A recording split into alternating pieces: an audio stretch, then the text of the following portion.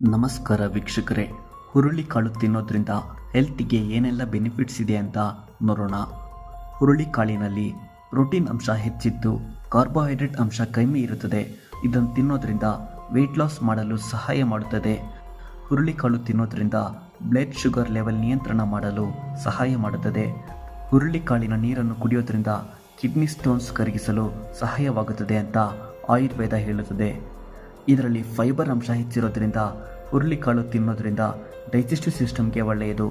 ಮಳೆಗಾಲ ಮತ್ತು ಚಳಿಗಾಲದಲ್ಲಿ ಹುರುಳಿ ಸಾಂಬಾರು ತಿನ್ನೋದ್ರಿಂದ ಶೀತ, ಕೆಮ್ಮು, ಅಸ್ತಮ ಕಮ್ಮಿಯಾಗುತ್ತದೆ.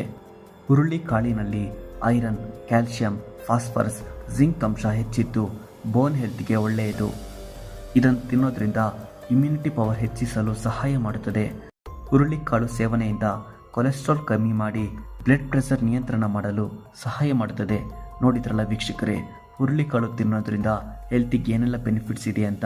ಹುರುಳಿಕಾಳು ತಿನ್ನಿ, ಹೆಲ್ತಿಯಾಗಿರಿ ಅಂತ ಹೇಳ್ತಾ, ಇದೇ ಥರದ ಯೂಸ್ಫುಲ್ ಇನ್ಫಾರ್ಮೇಷನ್ಗೆ ಈ ಚಾನಲ್ನ ಸಬ್ಸ್ಕ್ರೈಬ್ ಮಾಡಿ. ನೆಕ್ಸ್ಟ್ ವಿಡಿಯೋದಲ್ಲಿ ಸಿಗ್ತೀನಿ. ನಮಸ್ಕಾರ.